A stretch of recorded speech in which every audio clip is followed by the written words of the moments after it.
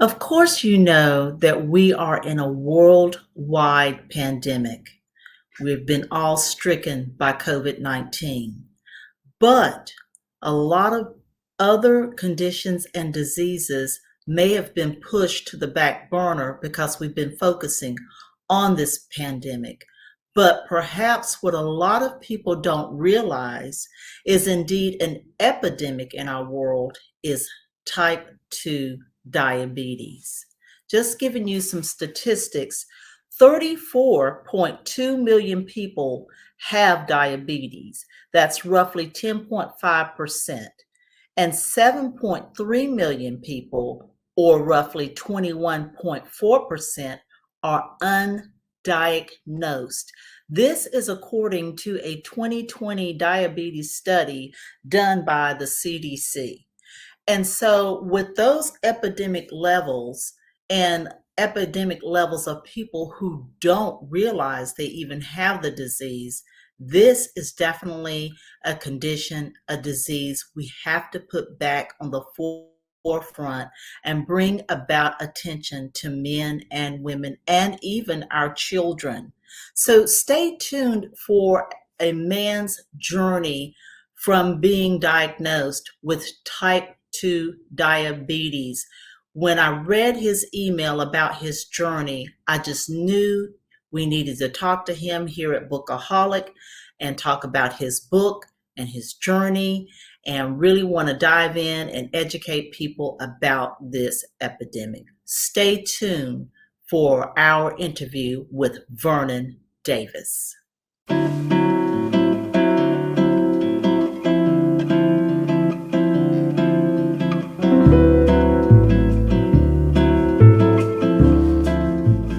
Hi, Vernon. Hey, how you doing, Miss Pippins? I'm doing great. Happy Ice Day, at least it is where I live. We're expecting some ice today, so there's that. But I'm all snug and warm at my office, and you look very snug and warm with your beanie cap. Yes, ma'am. Here in Virginia, it's in the low 30s, high 20s, and Yeah. we're experiencing some issues with the heat. So just trying to stay warm the best way we know how. Most definitely. Hey, do what you need to do. So, like I was introducing you, I was moved by your email. Now, let me be forthcoming with my audience. I was moved with your email because people in my family and even myself have had challenges with diabetes, pre-diabetes, or high blood sugar levels. And I do remember, I've been skating along all the while, a 100% totally healthy person who had no prescriptions. And then one day I go to the doctor and I have a high blood sugar level count. And since that day, I've been battling a high blood sugar level count until recently. I decided to take the doctor's advice, and I myself am on a low dose of metformin that I have to take in the evening. And I also, because of some cholesterol levels, have to take a low dose of a statin. And as I was doing some research before interviewing you, I've read some statistics about the number of people who have been diagnosed with diabetes or have a high blood sugar level count, and people are on diabetes medications plus statins.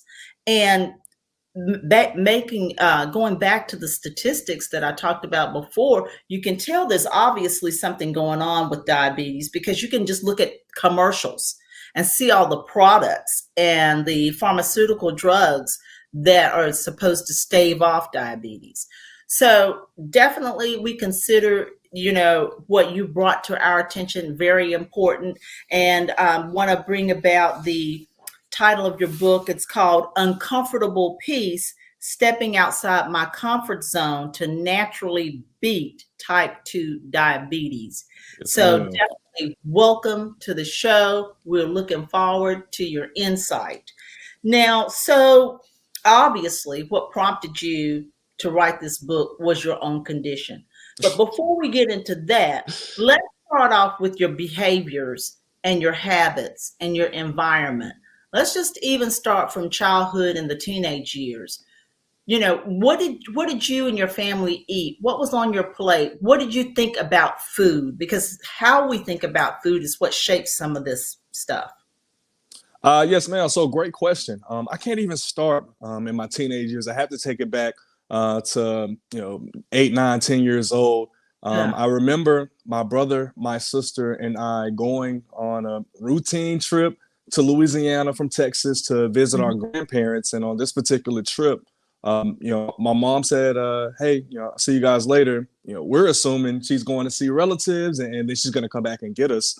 Well, Right. what we didn't know until a few hours later is that my mom actually decided to go back home for her and my dad to have some alone time. Which, at this age, I'm understanding how warranted it was. But back Right. then, it was a shock for Right. me and both my siblings. And I Right. don't want to speak on their behalf, but I know for me, what helped me to get over that shock, all the crying and the whining that I was doing, because this wasn't a part of the plan. It was Right. food.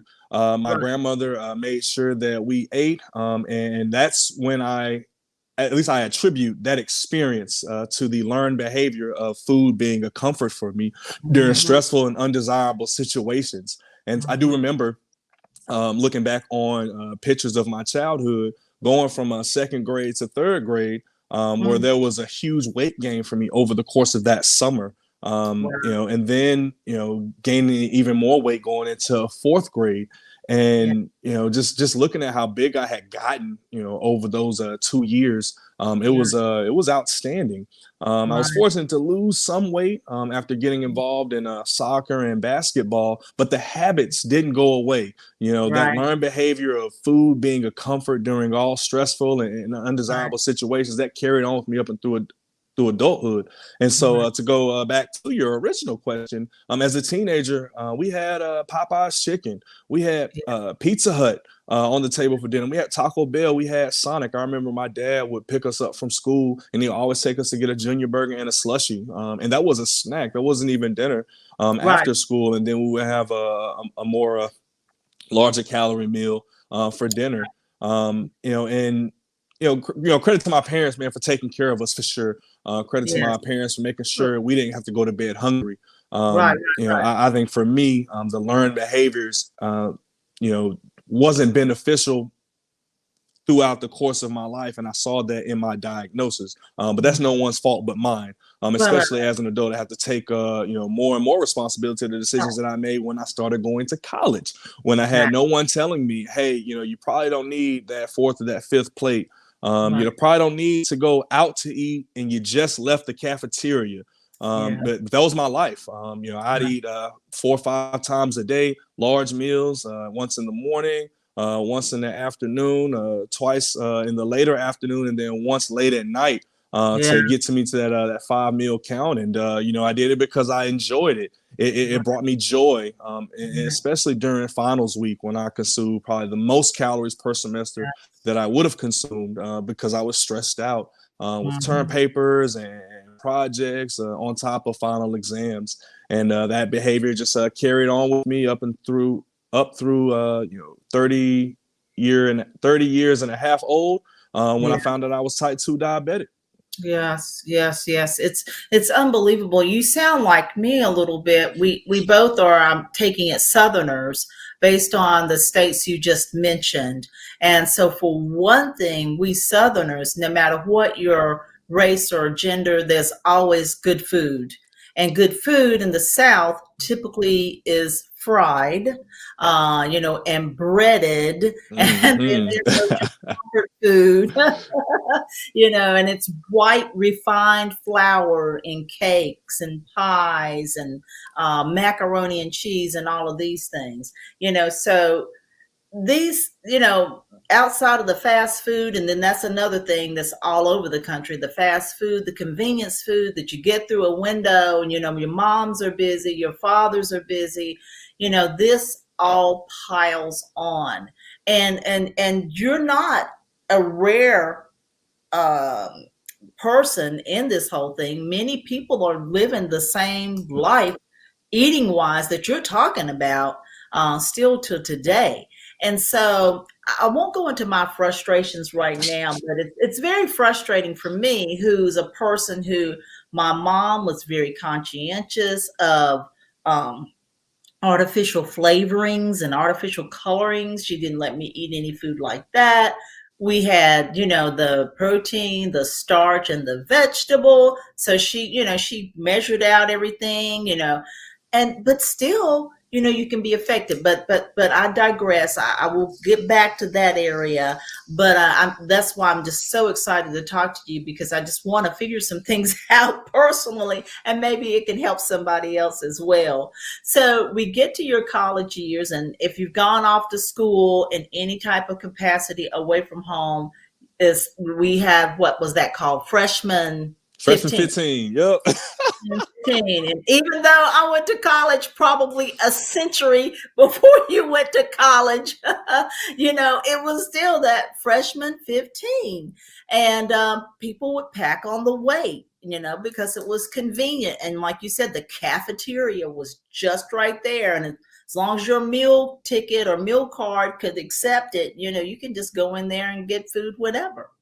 So you go through, you lose a little weight, because like most kids, you're going through soccer and basketball and all of these things, sports through school. But like you said, the habits are still there. So you get to be 30 years old or so, and boom, you go to the doctor's office and they tell you type 2 diabetes.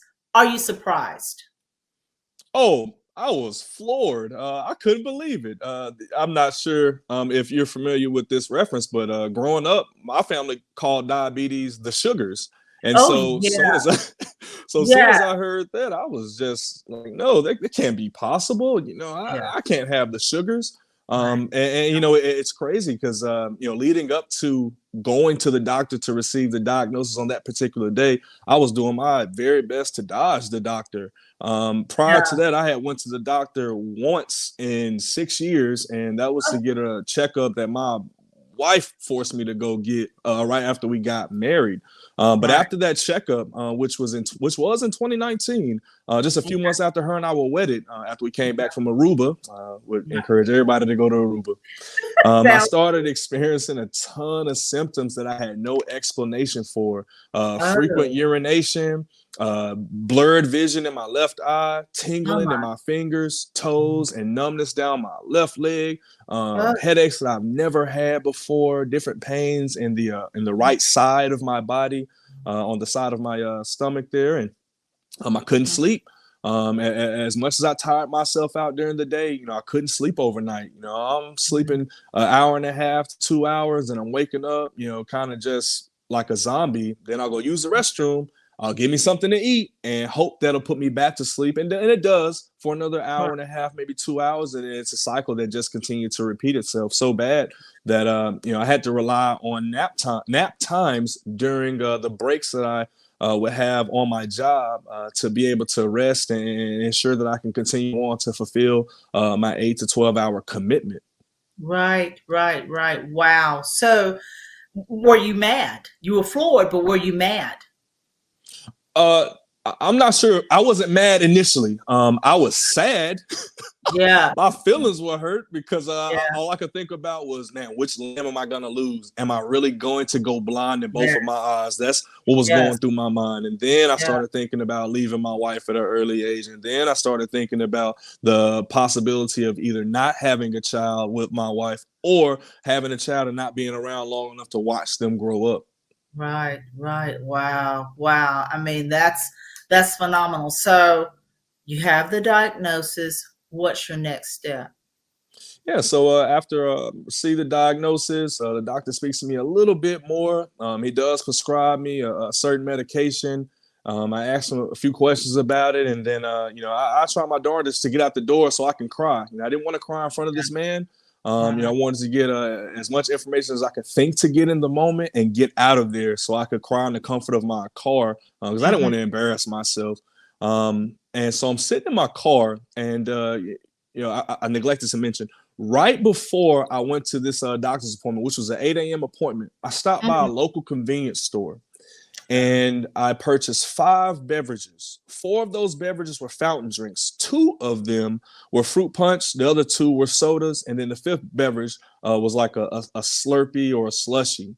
And I purchased those because I had the understanding that I was probably going to get some bad news and, kind of emphasize the hold that food and sugary drinks had on me. I wanted to make sure I had something immediately there for me Yeah. to help comfort me and soothe me, so that I Yeah. didn't have to stop anywhere else but home once I left this appointment. And Right. so after I left walked out the door, I took a sip of, I believe it was the fruit punch, and I Mhm. threw everything away. And so that was the last day I had soda or juice. I sat in my car. I called my wife to share with her what was going on, Yes. what I found out rather. Then I Right. called my parents to do the same, and then Mhm. I immediately dialed 2 friends of mine Mhm. that I hoped could assist me, and I was very fortunate that they could. One of them was a personal trainer. His name's Tony Mhm. Lee. And then the second one was Breon Reed. He was an herbalist. Both were Mhm. great friends of mine for about 6 or 7 years. Mhm. And they just so happened to, be in 2 fields that, will actually be very beneficial with me reversing this chronic illness, because I opted not to use medication. Once I researched the side effects, I Yeah. said that I wasn't going to try it. That I Right. wanted to try to go at it naturally, so Yeah. that I didn't further damage any other organs in my body. And at this time, my liver, my kidneys, my pancreas were all in bad shape. And so I Yeah. didn't want to do and my Yeah. eyes too. I didn't want to do any further damage. Right. And those 2 gentlemen were very instrumental in getting me where I am today. And so that was, within probably 30 minutes after I walked out of the doctor's office, making those phone calls, having that Wow. heart-to-heart conversation, sharing with them all the details, Right. getting their feedback, and then putting something on the calendar to get started working with them individually immediately. Wow. So you were kind of cold turkey. You took that one sip, threw all that other juice, soda junk away, and then you made your immediate calls, to get help. Whereas, I'm not certain that everybody would have done that. Even with that diagnosis, they still would have been going home and not really trying to fix the situation. So that was kudos to you for reaching out to your personal trainer friend and the friend who is the herbalist. That's a good thing, definitely. So tell me, once what did you do with those guys? How did your day look after that to get your food in control and your weight in control? Yeah, so great question. So yeah, I started doing a lot of self-education after speaking with those 2 gentlemen. I Mm-hmm. started doing research on blood sugar numbers and A1C numbers. Mm-hmm. I was, sad to say, my A1C level was greater than 15.5. The doctor said that was the highest that they could measure it. So it was off the charts in a very negative way. Yeah. And then my blood glucose numbers was 476, very, very high, Yeah. nowhere near the normal range. And so, in addition to that, I was 274 pounds. And so, Mhm. after, looking up the information on those numbers and finding out the normal range, my goal was to get those numbers down and get my weight down. And so I Yeah. started researching food, the Yeah. foods that I should avoid and why, foods that Mhm. I should incorporate and why. With Breon being an herbalist, he made mention of several natural herbs that he recommended me to research. And so I started looking into them, but burdock root, bladderwrack, sea moss, elderberry, spirulina, and a Yeah. few others. And, just figuring out, finding out rather their benefits and figuring out how to incorporate it into my daily life. And it was Right. going to be a challenge. Yeah. I was always Oh, a person that was set in my ways, and my yes. ways had got me to this point. And so I had to really start from scratch, figuring out a good regimen that did involve getting up at 4:30, 5 o'clock in the morning, even though I had to be at work until 10:30 Right. actually. But it also involved going to bed at a decent hour to get adequate rest. Yeah. I started doing research on water and what water was going to be beneficial for me, and also cost effective. I personally didn't purchase a whole lot of alkaline water unless I was on vacation because it costs too much. Yeah. But I was able to find a water that I researched and was comfortable with, and Yeah. was able to consume 1.5 to 2 gallons of that a day en route to the health that I desired. Right. I was fortunate to be working from home, and so that did help. And not having to lug things into the office, that did help with preparing my meals, and Mhm. being disciplined to consume them. Even Mhm. so much so to not using the microwave, just doing a lot of research on food and what's out there, and excluding the things that were not beneficial for me. And Right. it was challenging. There were Yes, days where I I cried know. in frustration. There were days that I cried out of anger. There were days that Mhm. I sat still because I didn't know what to do next. And that's where my accountability partners came into play. Yes. Mr. Lee and Breon, they were both very, very instrumental in helping pull me along Mhm. to the desired goals that I had. And then it got to a point where they were pushing me along, where I was able to get Yeah. up and run this marathon without needing someone to pull me, but still having Right. that support for them to continue to urge me on and encourage me was very, very instrumental in Yeah. pushing past the feeling of defeat when giving Right. into a three-piece thing of chicken, or a four-piece corner pizza, or some cake, or a burger on the days where I was emotional. They were very instrumental in encouraging me, saying, hey, setbacks are a part of the journey. You just got Yeah. to figure out how to avoid that particular pitfall, and we're going to get up and keep moving because it doesn't stop. Exactly. Exactly. Now, you said you were diagnosed in 2020, so now it's 2022. So roughly, this has been a 2-year period of your journey, and part of your journey is here in the pandemic. And and I'm sure you've read, while you were busy researching food and measuring food and working with your herbalist and personal trainer, the rest of us were, in the pandemic, and you were stuck in your house and you couldn't go to the gym. People were piling on weight. We were piling on weight, and that's how Peloton kind of really scaled their business because people could order the bike and have it at home, when you couldn't go to the gym. So, how did the pandemic affect you? Did it affect you at all? Yeah. So as tough as it was at the beginning of the pandemic, where I was started working from home in January of 2020, I had access to all the juice, cookies, soda, candy, cake, frozen pizza, hot pockets, French fries, everything that we purchased from the grocery store. I had access to it all day instead of just in the evening. And so, on my breaks, I would go and make me, a meal, Right. and then on my next break, I would go and make me another meal. And I would sit and consume it while working. And so I know I did pack on, I don't know how much, but I know I did pack on a number of pounds leading up to the diagnosis, which was in July. And so for Mhm. that 6.5, 7 month period, I think I, can identify with, the things that just about everybody else was going through in the pandemic. But the pandemic also was a blessing for me, being able Yeah. to work from home, not having to, or not being able to get out and go to a gym and go meet people face to face. It allowed for me to be able to fight a silent battle as loud as I desired.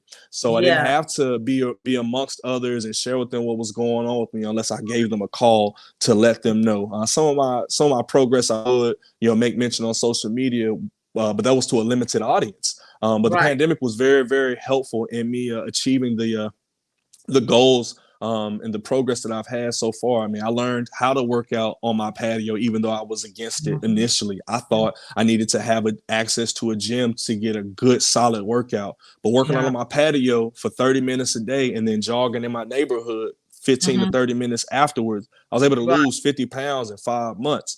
I don't think I could have did that at a gym. Looking back Wow. on it in comparison to just the different things that I was doing at the gym.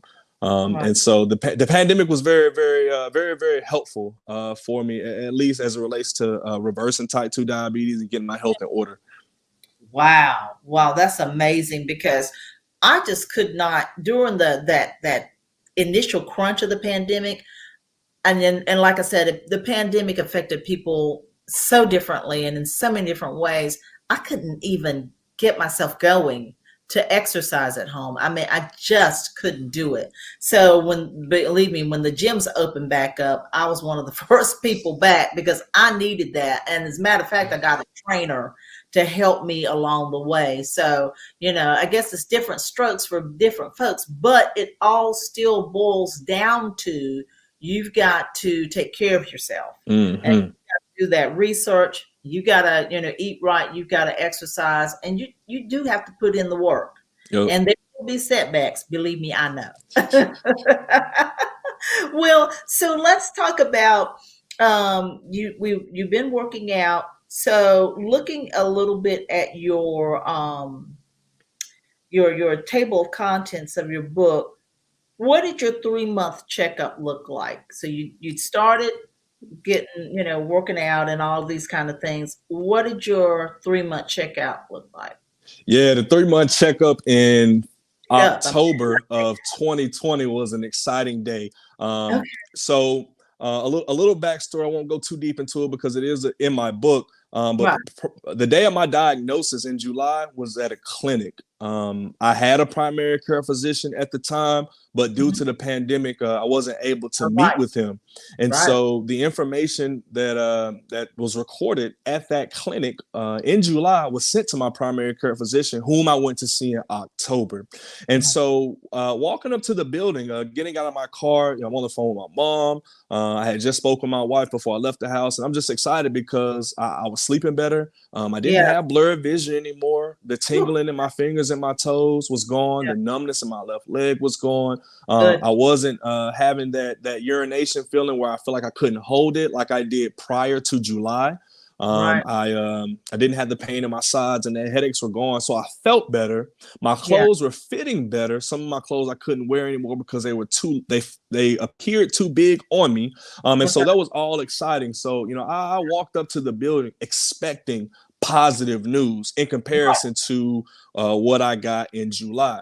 Now, one of the things that did frustrate me is I took a look at the mobile app for my primary care physician, and I noticed that there were some lab results from the month of April.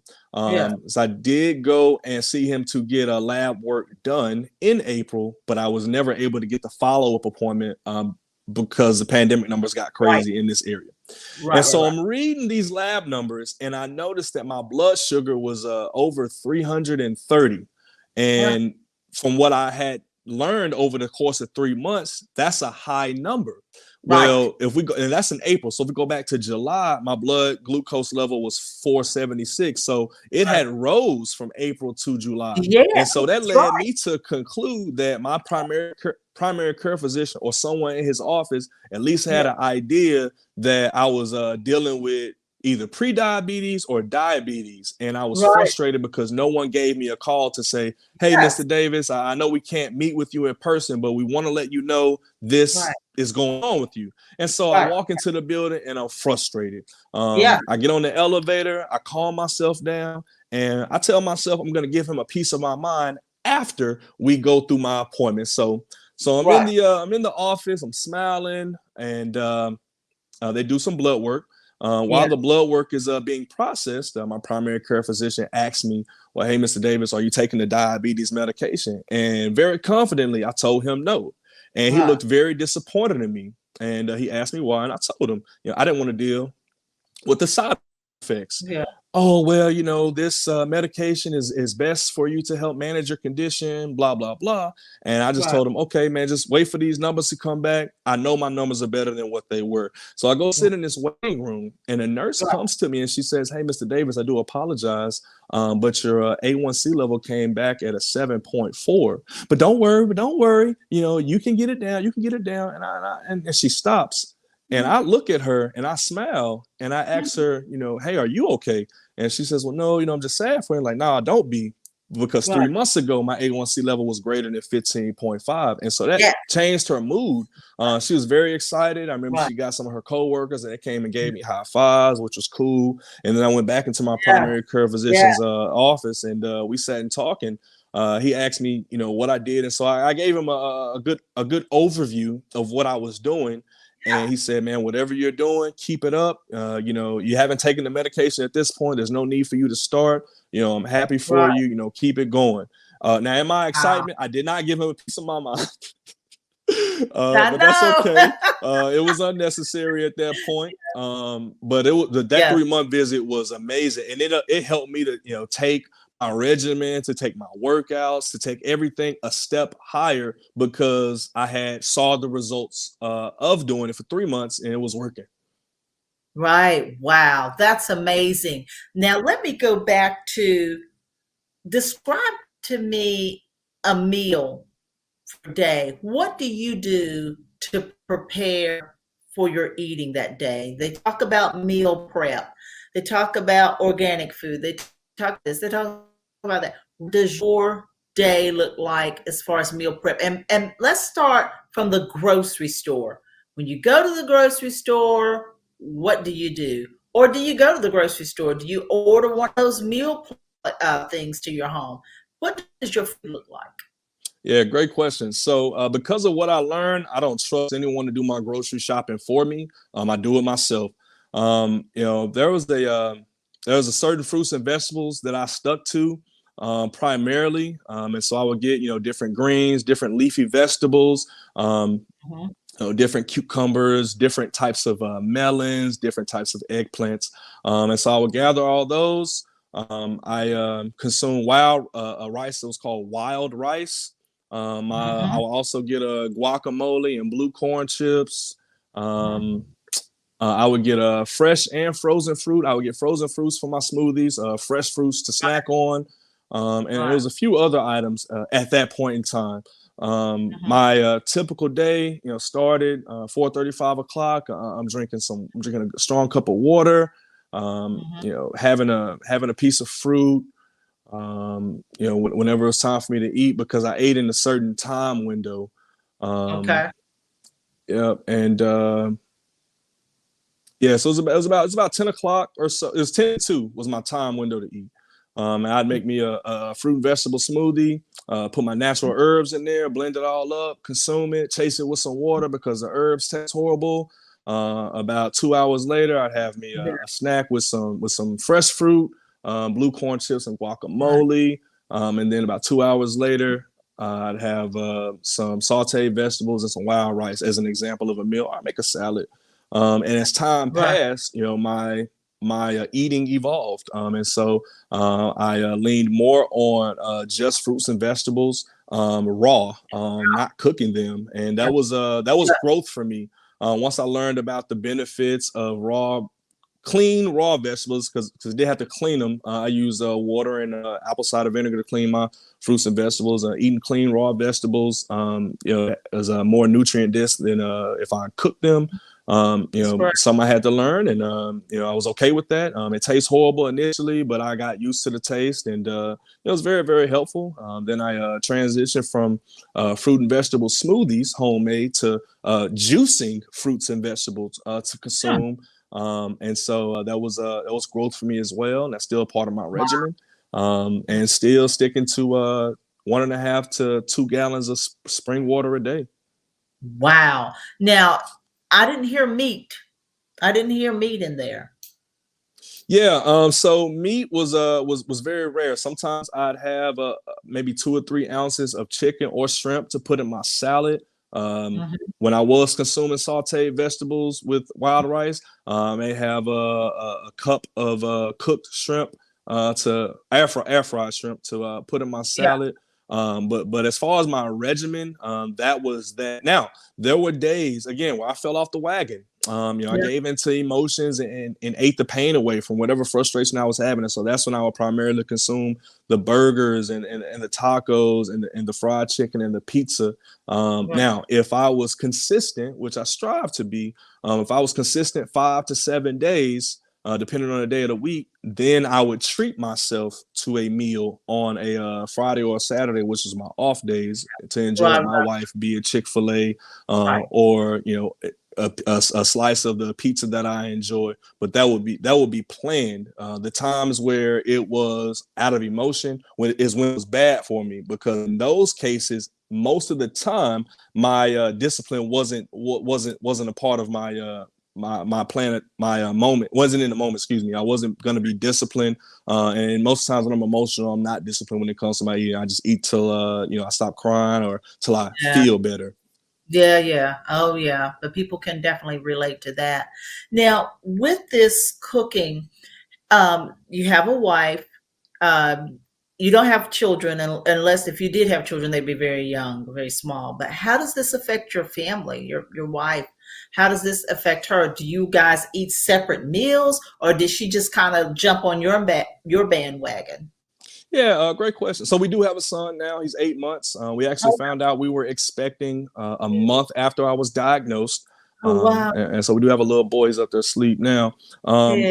But it's only positively affected my family, and not just my wife and child, but my in-laws, and then my parents as well, and then a host of my close friends and cousins, aunts, and uncles. The way that I chose to eat after, doing the adequate research that was needed to get an understanding to shift my mind, my Mhm. wife adopted that as well on most days. Now, there were some days where, she'll come home from work and she would have her something that she would enjoy, which is fine. But Right. on most days, she ate the same thing that I ate. And then there were days where she cooked some of the things that, that I ate, she'd cook it, and we'll eat it together. And so she was very supportive from the start. Wow. Great. Understanding that, a healthier me gave me the best shot of being with her for a very, very long time as far as being alive. Yeah. I know, I have no say so on when my death comes, but I can control, the only things that I can control, which is, not eating myself into an early grave or not making Wow. costly mistakes is going to affect me and my family. And so, my wife was very supportive in that. Right. I do all the grocery shopping. My wife will, make sure she sends me a list of the things that she wants, Right. and Yeah. I make sure I get it for her, and try my best to not touch it. Exactly, exactly. Well, now let me ask you, where are you right now? What does your A1C and your weight look like right now? So my last checkup was in November. I had Okay. a 5.9, which I was so proud of, coming from greater than 15.5. My blood glucose level was 79 back in November of 2021, coming down from 476. Whew. And then I was 234, excuse me, Wow. when I was at my last appointment. And so, great numbers for me. Feeling great. Fitting large shirts now, Yep. very, very comfortably. A size that I haven't been able to fit in a number of years. Hmm. Very happy with that. And now I'm just working on getting stronger now, giving Yeah. myself new goals to continue to work Okay. out, Okay. because I've lost the weight. Now, trying to figure out how to not only maintain it, but to keep Right. myself motivated to continue to exercise. And so Right. my trainer and I now we're working on me just getting stronger, and Right. building muscle. Right. Most definitely. Most definitely. Well, so with that said, it sounds like what the takeaways from talking to you is that one, you need to be in reality about your life and what you've been diagnosed with. A lot of people would say bury their heads in the sand, whereas you took action. So, in this month of January, where a lot of people are making resolutions and goals concerning their health, it's important that they take away from this interview. You've got to take action. You took action as soon as you were diagnosed. You left that doctor's office, you took one sip of a juice, and then you went forward. So it might not be a perfect forward. You might take a sidestep, as you were saying, here or there, but you got to move forward. It sounds like you've got to have support. So Hmm. wife and your friends that kept you accountable, or the herbalist, your the physical train not physical trainer, but the personal trainer. Then you involved your in-laws, and you made these other important calls, because you've got to have somebody. A lot of times, sometimes people will get an illness or condition and they'll hide it from everyone, Hmm. And that's another thing that really you shouldn't do. Maybe, you don't want to announce it to the world initially. You want to kind of get a grip on it yourself. But a lot of times people will just hide things, So I think being in reality and getting that support will help you move forward. What do you think? Oh yes, ma'am. Wholeheartedly agree. One of my speaking points when I speak now as a motivational speaker is having accountability partners. At the end of the day, we're all trying to achieve certain goals, whether it's business related, health related, and personally, professionally, what have you. We're all trying to achieve certain goals, and if you go at the journey alone, 9 times out of 10, you're not going to fare as well as you could if you Right. include others on that journey for assistance and holding you accountable in what you're saying you're going to do. If you don't have anyone checking up on you to see if you got out of the bed this morning to go and do your workout, or at least for me, 9 times out of 10, I'm not going to get up the next day to go do it. But Right. having certain people, call or text me and say, hey man, it's 7:30, man. Have you finished your workout? And Right. there were some days where I text them back, no, I haven't. And then they would ask me, well, what are you waiting for? And I get up and Right. go get to it, and it was frustrating at the time. But looking back on it, man, how fortunate I've been, at least for me, to be able to have accountability partners to support me, to push me towards what I said I wanted to achieve, Yeah. not what they wanted me to do, but what I said I wanted to do. Right, right, right. Yes, that is a wonderful statement. Not what they wanted you to do, but what you said. They're backing you up on what you said you wanted to do. That's just perfect. That is just so true. And so, Vernon, you were saying that you also do motivational speaking. So here is where we talk about how can people reach you? How can people engage you to be a motivational speaker at their function or event? What's your social media handles? Yes, ma'am. So on Facebook and Instagram, Vernon P. Davis Jr. is how I can be reached. You can Mhm. also find our publishing company as well. D as in David, F as in Frank, Publishing. So that's DF Publishing. And Mhm. then our website, www.dfpublishing.org. It features my information as far as speaking and the topics that I speak on, overcoming obstacles, surviving setbacks, and achieving success. And then it also features autographed copies of our book, Uncomfortable Peace, as well. And then also on our website, it features a second service rather, of diabetes accountability partner program, where I interact with anyone that's going through the challenge of fighting type 2 diabetes or pre-diabetes, that needs help getting going, being motivated to continue on. We get 10 sessions, 30-minute sessions, and we talk about everything from top to bottom. We write down your goals, and we work towards achieving that. And I check in with you periodically over the course of those 10 sessions. Wow, that sounds wonderful. Wow, that's very exciting. And of course, we're going to have your information down below the video on YouTube and in the show notes if you're listening to this as a podcast on Google, Spotify, or Apple, or any other place where you may listen to your podcast. Well, Vernon, it has certainly been a pleasure speaking to you today and getting this great information on a chronic illness that is affecting so many millions of people. I did not go into how it affects different people as far as race or gender are concerned.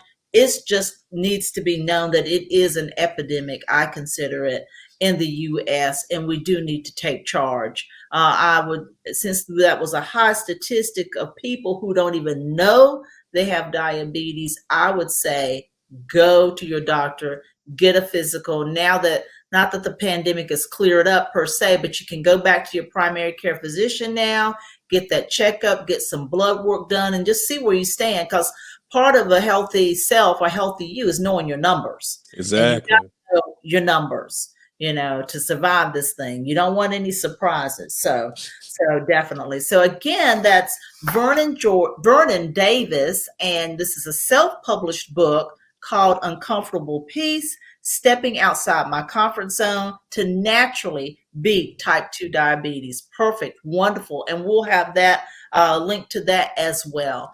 Vernon, thank you so much for joining me today. I really appreciate you and this wonderful information. Oh, yes, ma'am. Ms. Pippins, you're very welcome. Thank you so much for having me. Wow, that was some awesome, inspiring, and encouraging information. As I said a little before, it's January. A lot of people are looking at their lives at the start of the year. They're making resolutions, they're setting personal goals. And it was very awe-inspiring listening to his story. So, you got to get motivated and you got to get going. And you got to just take charge of you. And, maybe you have to take it in small steps. You can't take on the whole elephant. You got to just take it one little bite at a time. Well, once again, thank you so much for joining Bookaholic Podcast. We will keep encouraging you in the month of January. We have a teen author is our next interview.